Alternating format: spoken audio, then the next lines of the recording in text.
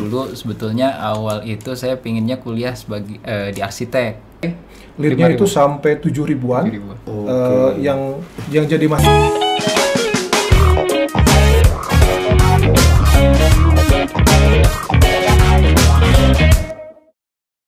Assalamualaikum warahmatullahi wabarakatuh.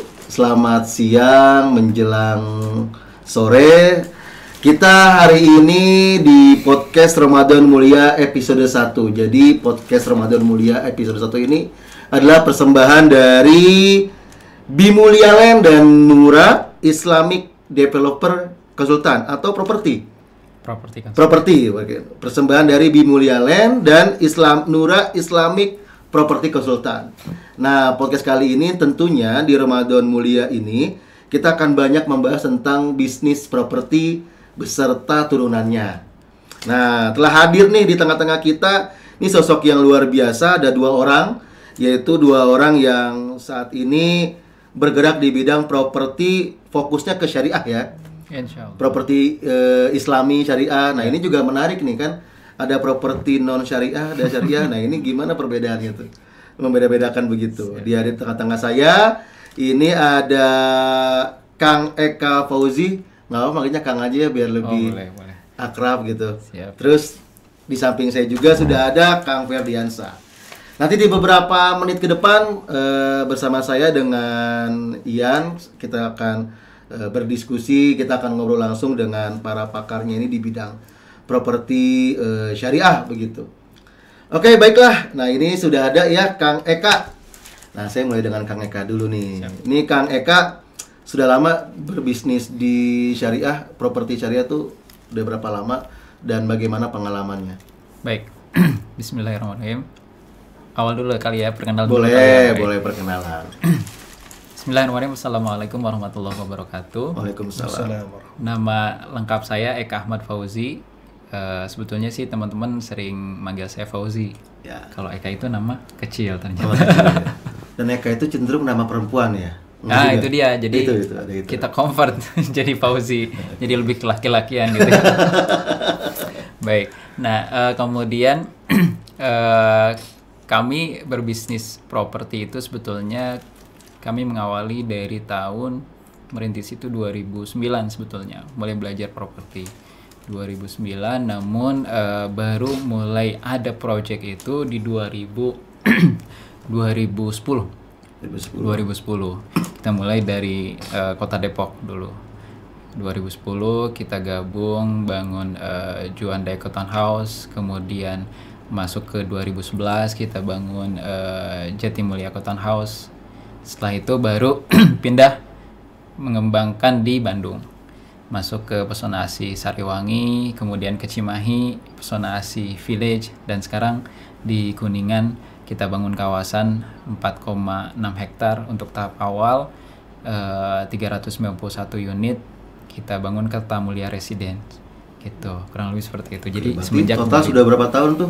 12 sama 2010. Ya kalau dari 2010 berarti 12 tahun. 12 tahun. Sudah ada di 3 kota tadi, Depok, Cimahi, Bandung, Kuningan. Oh, 4 berarti. Iya. 4. Depok, Cimahi, Bandung, Kuningan. Ya. Oke.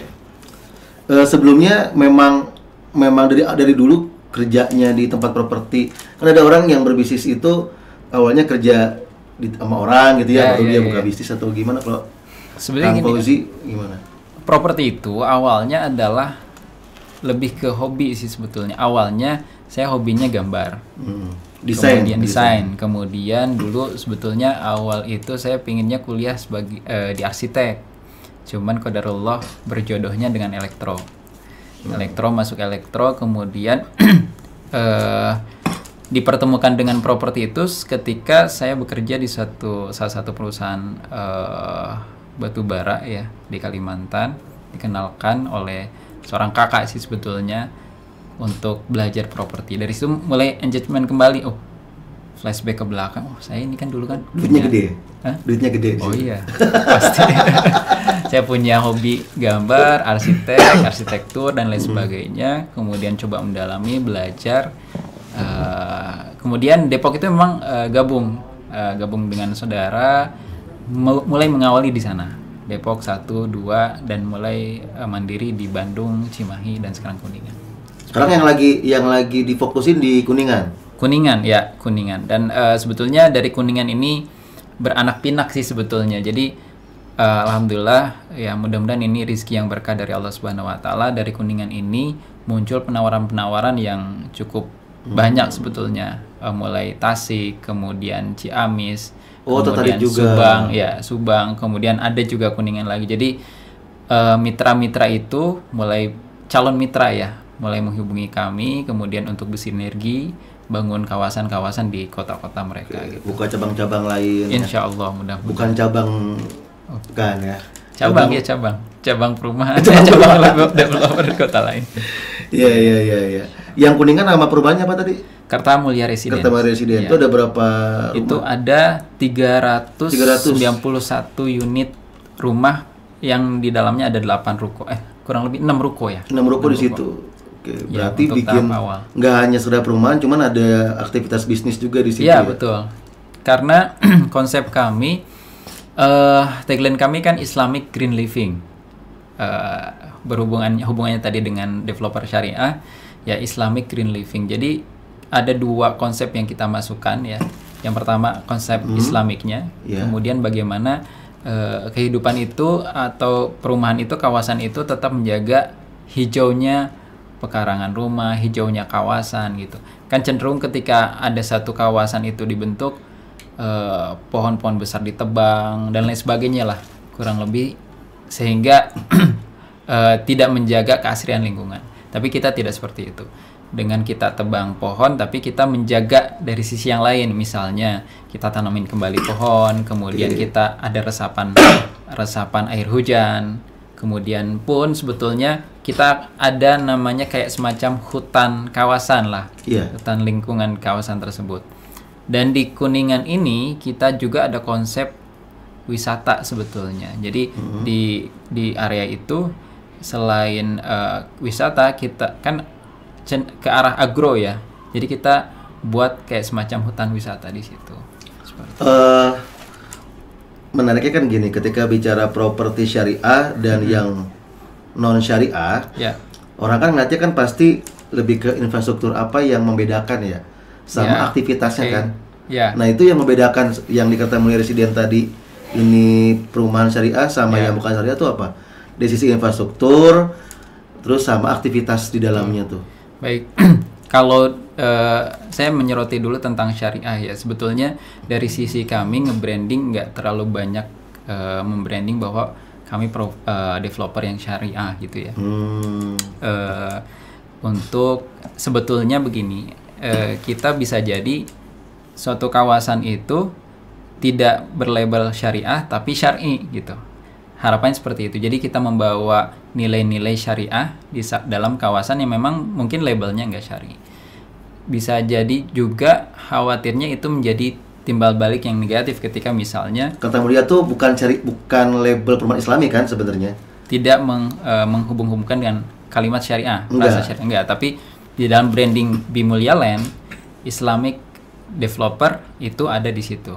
Islamic developer Bimulya Land. Cuman untuk yang labeling syariahnya itu kita tidak terlalu dimunculkan seperti itu. Nah, bedanya apa?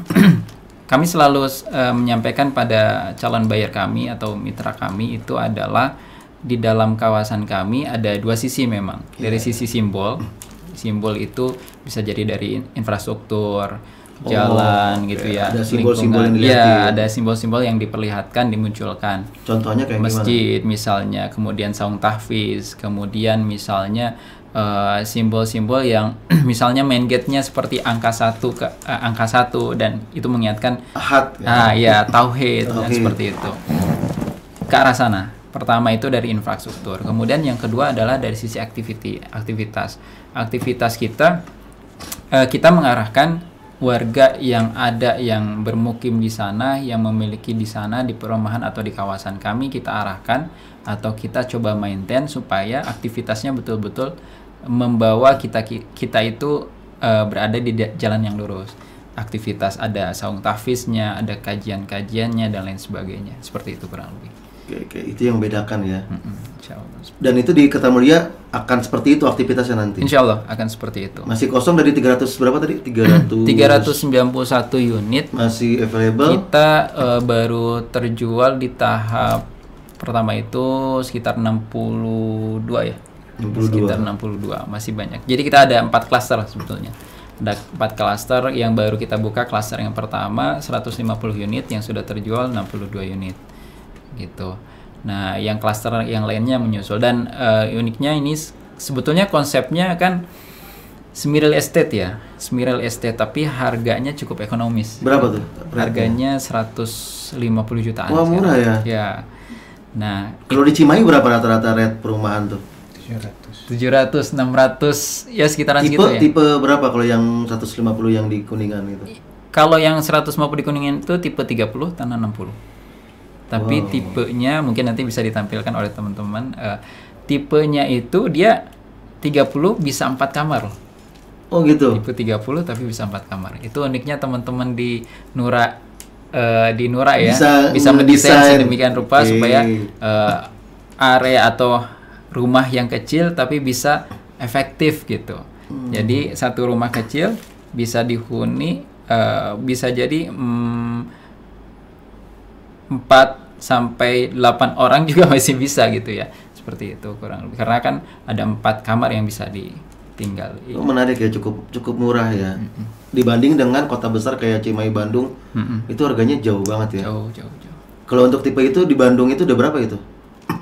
Kalau tipe Dengan itu tipe di yang Bandung ya kemungkinan ya sekitar 400 jutaan, 500 jutaan kali ya. 2 sampai 3 kali lipat berarti. Ya, cuman memang kalau kita menyorotinya Bandung yang agak pinggir gitu ya, Bandung mungkin ke arah pinggir. selatan gitu ya. Itu bisa aja kita menemukan yang harga 150 160 jutaan. Cuman memang jauh dari pusat kota gitu. Oke.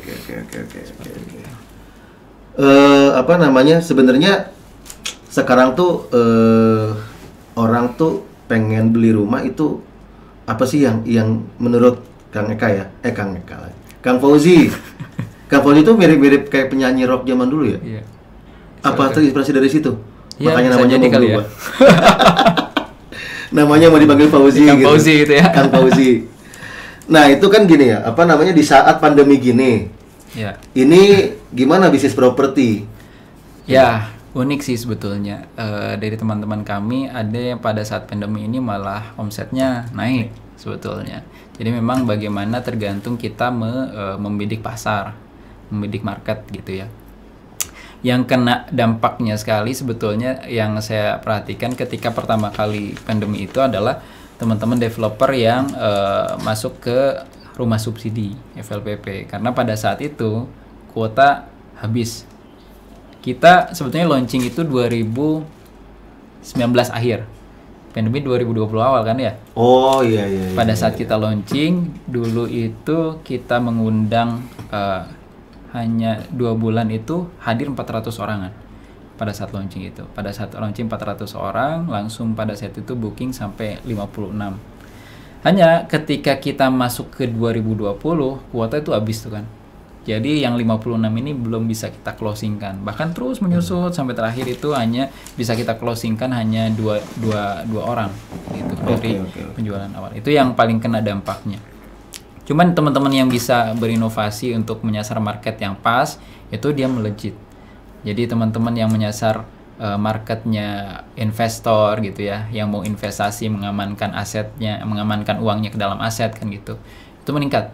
Bahkan teman saya itu dia jualan rumah 1,6 M dalam 2 bulan sold 20 unit. Keren ya? Oh, berarti isunya pas pandemi itu orang Lebih beli pada rumah, invest bukan tinggal. Menginvestkan. Jadi ini mah ngerubah mindset ini aja ya, ngerubah mindset marketing propertinya aja ya. Sehingga pada saat itu pun kita langsung merubah, langsung shifting. Jadi langsung kepada kita menyasar para investor. Sehingga pada saat itu dalam 2 bulan kita sebulan 2 bulan itu kita sold sampai 10 unit cash. Dan bahasa marketingnya juga berubah. Pasti berubah. Seperti bukan untuk tempat tinggal tapi hunian. Jadi invest.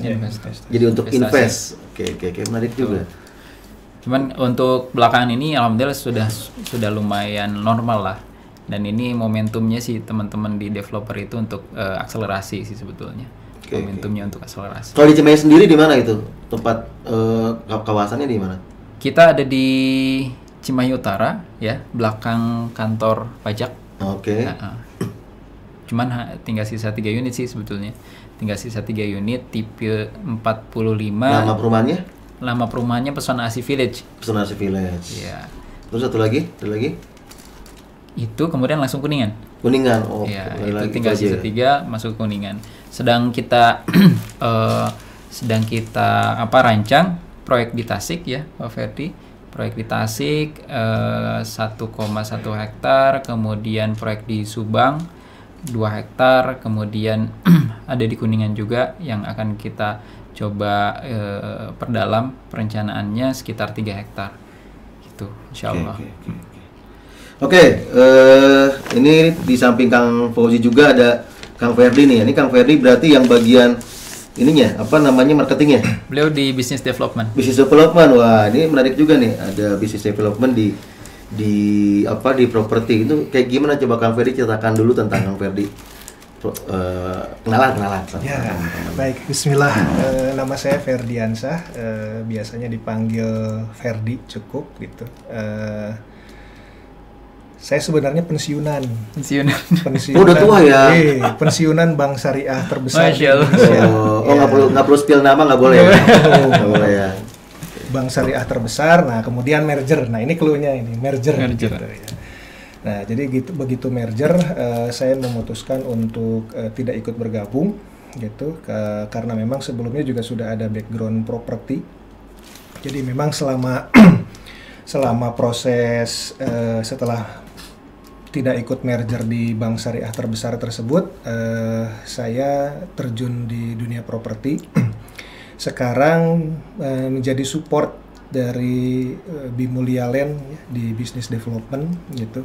Business development. Jadi sebenarnya menarik bisnis properti ini karena setiap orang pasti butuh hunian, pasti butuh bukan sekadar tempat tinggal, tapi jauh lebih dari itu adalah bagaimana pendidikan dapat dibentuk di sana.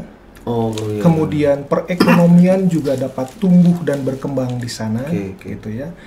Kemudian juga bukan hanya itu, tapi cita-cita besar tuh harus tumbuh dan bermula dari hunian yang berawal dari tempat tinggal, gitu. Jadi konsep awalnya kita akan bangun hunian itu terintegrasi, di mana di dalamnya ini cita-cita ke depan, tapi sepertinya sudah mulai akan terwujud gitu ya.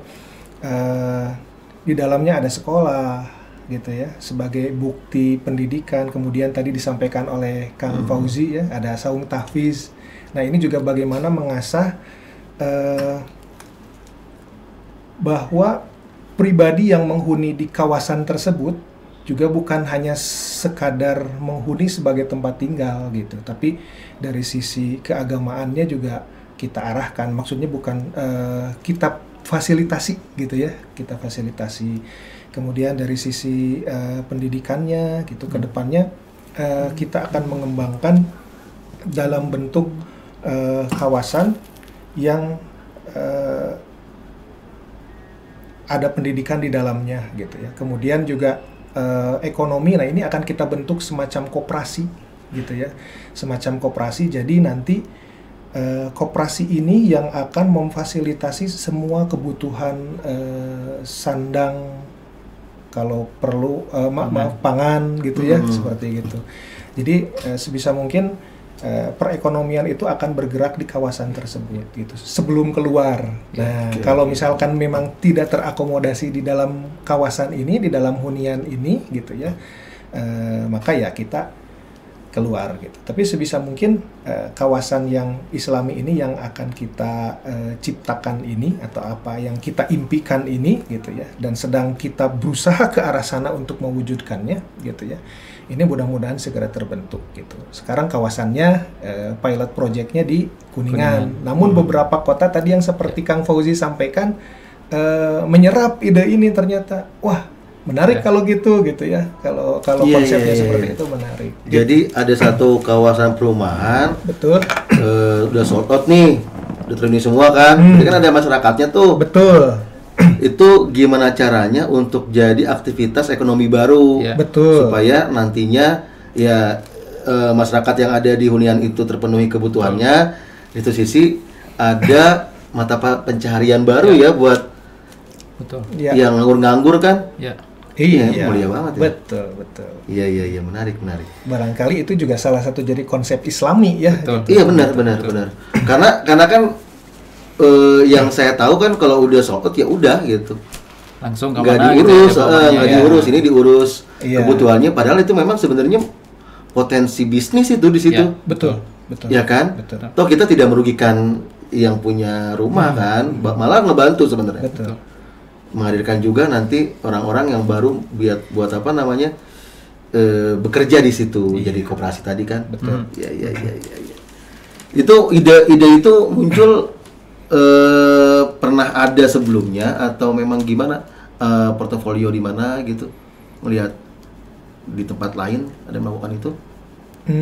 Sebenarnya sih kalau terkait dengan kawasan terintegrasi kan kita sudah pernah melihat ya contoh di Bandung Barat, barangkali tidak saya sebutkan juga. Gitu ya.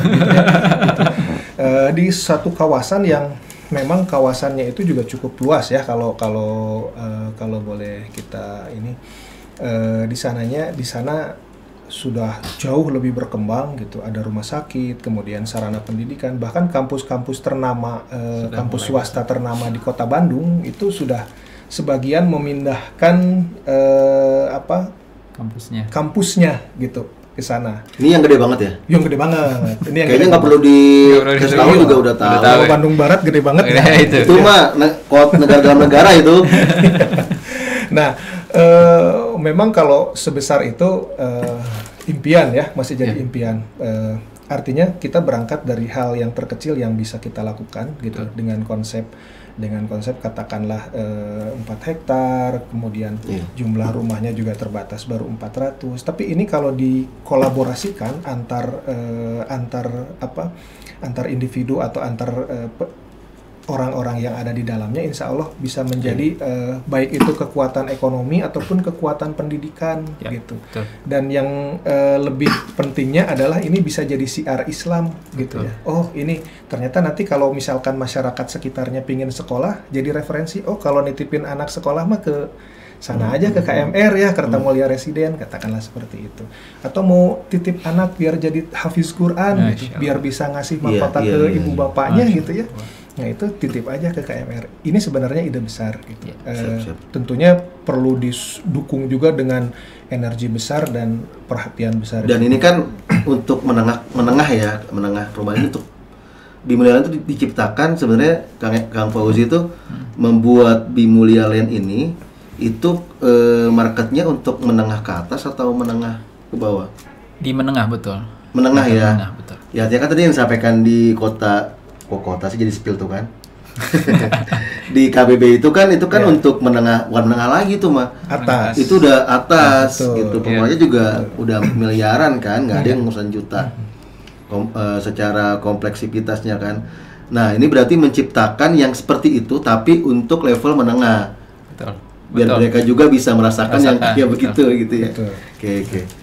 Nah, bicara tentang penjualan properti nih, kan di pandemi ini semuanya serba online ya. Betul. Ya kan? Jualan door to door nggak mungkin. Capek, dan juga bisa jadi ada orang juga yang nggak mau terima tamu karena pandemi gitu kan. Masih ada trauma. Nah, ini gimana cara jualan online di properti, Kang Ferdi? Baik, di 2021 walaupun secara pandemi ya, tapi betul tadi yang disampaikan oleh Kang Fauzi, memang kita justru meningkat di 2021. Oh, karena pandemi meningkat. Dan meningkatnya justru kes-kesan. Karena pandemi. Betul. Berarti nggak mendoakan supaya ini Covid tetap terus. Oh, tidak. Jadi sebenarnya gini, pandemi itu adalah tempat kita belajar. Untuk selanjutnya setelah pandemi ini, setelah normal gitu ya, kita harus meroket lah istilahnya seperti itu. Nah, jadi untuk pemasarannya sendiri, karena memang kita masih jalan di dua jenis pemasaran ya. Yang pertama adalah online dan yang kedua offline. Yang offline dulu nih yang saya bahas. Yang offline itu seperti biasa kita canvassing, kemudian melakukan kunjungan-kunjungan, kemudian sebar brosur gitu ya. Seperti halnya umum kita melakukan pola-pola marketing untuk marketing offline ya, itu kita lakukan. Dan di online-nya juga ini memang cukup apa ya? Sepertinya masyarakat Kuningan atau orang Kuningan yang bekerja atau beraktivitas di luar Kuningan. Nah, kemudian diberikan informasi atau tersampaikan informasi melalui online. Nah, ini memang proporsinya cukup besar juga, Pak Ian. Gitu. Buktinya apa gitu ya? Banyak buyer-buyer kita ya, buyer-buyer di KMR itu di Kuningan yang domisilinya atau pekerjaannya bekerja di Jakarta, bekerja di Bekasi, di Depok gitu, di Bandung gitu. Tapi beli unit di Kuningan. Ternyata setelah kami cari informasi ke teman-teman marketing di lapangan ya, kenapa ini jauh-jauh dari luar kota Kuningan gitu ya, beli unit di kota Kuningan. Oh, saya tertarik akan konsepnya gitu. Jadi ternyata konsep yang kita jual juga ini merupakan salah satu tools marketing gitu ya. Tools marketing selain tadi penyampaiannya lewat offline dan online gitu. Alhamdulillah gitu. Ini proporsinya antara yang orang luar Kuningan tapi yang pernah lahir atau pernah besar di Kuningan gitu ya. Dengan yang orang Kuningan asli ini hampir sebanding gitu. Jadi ini membuktikan bahwa pemasaran lewat online itu canggih gitu. Jadi kita bisa lewat apa online-nya?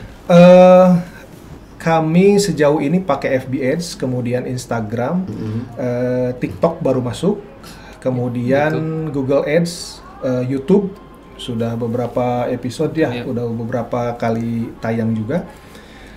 Kemudian media-media yang lain seperti Google Map juga kita pakai, Google Business juga kita pakai gitu.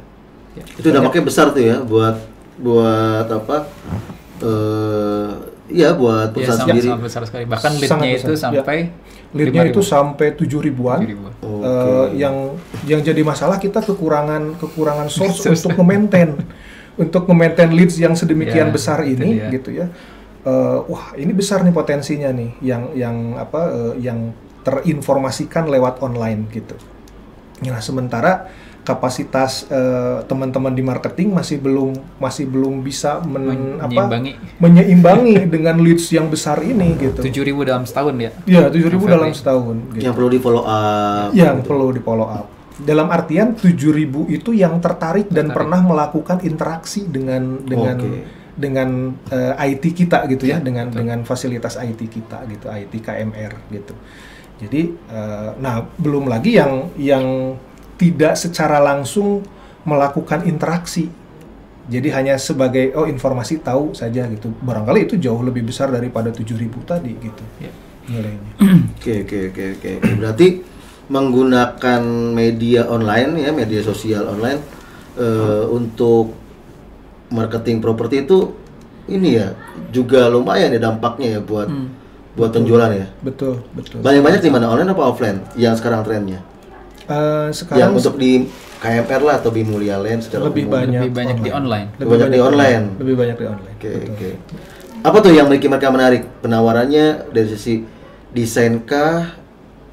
Posternya bagus nih gitu atau apa? Banyak atau gimana? Kang Ian. Jadi ya itu tadi mungkin dibahas tentang konsep ya. Konsep, kemudian dari pricing juga, dari sisi investasi kan ketika misalnya dia beli harga murah, dia dengan konsep yang bagus gitu kan, kedepannya jauh lebih bagus prospeknya, kemungkinan harga kedepannya pun akan naik tinggi. Itu jadi dari sisi konsep, pricing juga. Kemudian yang unik ini sebetulnya yang disampaikan Pak Ferdi tadi, Kang Ferdi tadi, memang 2021 ini kita eksponensialnya bagus ya penjualan. Bahkan kalau kita catatkan khusus yang KMR ini ada di kurang lebih 15 miliar ya. Dan 62 unit itu yang beli unit Kang Ian. Namun yang investasi di Kavling ada kurang lebih 80 unit. Oh. Investasi di Kavling ada 80 Oke, miliar. oke, Jadi oke. memang kalau saya melihat ini potensi pada saat pandemi itu cenderung lebih kepada bagaimana investor menginvestasikan dananya ke dalam aset gitu, mengamankan dananya ke dalam aset seperti itu. Tapi sekarang cenderung sudah jauh lebih normal ya. Jadi kita bisa nge-grab juga bagi memang end user gitu ya. Bisa jauh lebih bisa meng-grab pada end user, pada customer atau pada konsumen yang memang langsung menggunakan. Oke. Ya, karena kan bisnis properti ini kan bukan kayak mobil ya. Kalau mobil kan makin hari makin nyusut dia. Ya, betul. Keluar garasi aja udah selesai tuh. Harganya sudah Betul. nyusut. Kalau properti kan enggak. Iya. Makanya pas pandemi mereka yang punya uang ya invest Betul. untuk mengamankan dirinya di masa depan kan. Betul. Menarik juga ya. Saya bukan baru dengar sih maksudnya. Ternyata pandemi ini tidak menyebabkan orang tuh properti itu wah kita jadi nggak laku nih, nggak gitu juga. Iya. Justru kita memanfaatkan imajinasi mereka supaya mereka tuh mengamankan dulu duitnya tuh. Betul. Pinter juga ya. Jadi memang bagaimana tergantung strategi marketingnya sih sebetulnya. Tidak sedikit juga sih sebetulnya para developer itu pada saat masa pandemi itu collapse memang. Collapse. Tidak sedikit, cuman memang mungkin ada keterlambatan shifting strategi marketing gitu, kemungkinan seperti itu. Iya, Keterlambatan shifting. Dulu pun sempat kita seperti itu. Jadi 2019 ke 2020 itu kan 2020 awal pandemi ya. Setahun itu kosong. 2020 setahun kosong. Baru Kosong kita tuh nggak ada penjualan. nggak ada penjualan di KMR itu. Karena kita agak telat shifting memang. Cuman alhamdulillahnya Allah masih memberikan kekuatan kepada kita. 2021 awal kita langsung shifting, jualan cash, kemudian jualan Kavling ya gitu, investasi gitu ya. Alhamdulillah langsung meningkat di 2021. Oke. Nah ini kan juga buat edukasi ya buat yang nonton yang lihat ini podcast Ramadan Mulia ini bagaimana cara untuk berbisnis properti tapi dengan media sosial. Nah ini bagi teman-teman yang pengen bisnis properti tapi nggak punya aset, nggak punya tanah, nggak punya duit, itu bisa nggak sih? Bisa banget. Caranya gimana coba? Bisa banget. Jadi gabung di kita sebagai konsultan. Oh namanya konsultan. Kita menamakannya konsultan properti Bimulya Land. Oke. Gitu. Kedepannya kita akan bentuk semacam agensi yang di dalamnya memang sekarang nih developer ini tidak bisa, atau maksudnya gini, akan lebih mudah menjual unitnya ketika bekerja sama dengan agensi. Iya. Nah, ini kedepannya juga kita sebagai business development dari Rumah Mulia Indonesia, Bimulya Land, ini kedepannya jadi semacam agensi dan bisa bergabung sebagai konsultan. Berarti kalau nggak punya aset, nggak punya uang lah ya, tapi pengen jual properti dengan Facebooknya, dengan Instagramnya, memanfaatkan itu, Betul. gabung Ya, jadi konsultan. sangat bisa. Daftarnya kemana? Langsung bisa ke Kang Ferdi. Boleh ke saya. Atau ada Itu link? Ada nanti ada kita link. Nanti Ya. itu yang edit pakai link Ya. tuh nanti tuh Ya. yang edit ya. Itu Ada yang mau linknya. gabung jadi konsultan, yuk. Gitu. Ya, nanti di bawah ini tuh udah ada nih nanti di bawah. Ya, kan fee-nya hanya merekomendasikan ya Kang Ferdi? Iya, hanya Fee-nya rekomendasikan. Luar biasa. Yang nge-follow up-nya timnya. Iya, betul. Oh, enak ya. Betul. Jadi cukup kirim nomor telepon, nama, dan waktu survei, kapan rencana survei. Nah, selanjutnya begitu didelegasikan ke tim kami, nanti akan di follow up. Oh, Follow up. siap. Mudah-mudahan. Oke. Udah waktu juga nih. Tapi ini kan episode 1 ya. Masih ada ribuan episode lainnya. Oh, kan? insyaallah. Amin. Betul. Amin ya Allah, amin. Oke, terakhirlah pesan-pesan buat yang nonton dari Kang Eka dulu, baru nanti ke Kang Ferdi. Baik. Kalau dari saya tentang bagaimana mendevelop bisnis properti, khususnya developer syariah, kita yang pertama adalah bukan bagaimana kita memunculkan kalimat syariahnya, tapi bagaimana konsep syariah, konsep Islami itu betul-betul menjiwai dari konsep yang kita jalankan. Kemudian dari praktek-praktek yang dijalankan pun seperti itu. banyak perbankan yang masuk ke kita yang menawarkan yang konvensional, kita tolak. Adapun calon konsumen, calon bayar kita yang menawarkan, Pak, saya mau pakai perbankan konvensional, bisa nggak? Oh, nggak bisa Bu, Pak, mohon maaf, kami hanya memfasilitasinya dengan perbankan syariah. Dan banyak juga yang mengatakan bahwa kalau developer syariah itu harus tanpa bank. Nggak juga kalau bagi kami. Selama kita bisa bersinergi dengan perbankan syariah, akad-akad yang syariah itu kita diskusikan bersama, duduk bersama, kemudian bagaimana mekanisme yang berjalan itu betul-betul syariah kita jaga sama-sama gitu. Kurang lebih seperti itu. Jadi saya pikir masih panjang memang perjalanan developer syariah itu untuk terus memperbaiki, terus berbenah gitu ya, terus bisa berkarya, dan insya Allah momentumnya sangat tepat sebetulnya di saat ini, insya Allah. Kang Ferdi? Ya, kalau dari saya barangkali tadi yang kata Kang Ian ya, kalau yang pingin gabung tapi nggak punya aset, gimana nih pingin belajar bisnis properti? Ayo bareng-bareng gitu. Jadi untuk millennials nih manfaatkan gadgetnya gitu, manfaatkan gadgetnya untuk cari leads sebanyak mungkin, kemudian kirim ke kita biar nanti kita yang follow up. Itu aja. Siap. Oke, untuk milenial yang mau nanti berbisnis properti di masa pandemi, justru di masa pandemi ini properti malah menurut Bimulialand meningkat omsetnya begitu ya. Nanti bisa belajar sama Bimulialand, ngelihat di webnya apa, Bimulialand www.bumimuliaproperty.com. bumimuliaproperty.com. Nah, nanti mampir aja ke situ. Untuk yang mau gabung jadi tim konsultannya juga dipersilakan. Oke, untuk episode 1 podcast Roma, ini podcast apa sih namanya nih kita podcast. Nih? Podcast saya. Anggap aja begitu. Dengan tema bisnis bisnis properti, startup bisnis properti. Di episode perdana ini di TV Harmony ya, kita kolaborasi dengan TV Harmony. Oke, saya Ian pamit undur diri. Ini dengan Kang Fauzi, Kang Ferdi kita pamit. Assalamualaikum warahmatullahi taala wabarakatuh.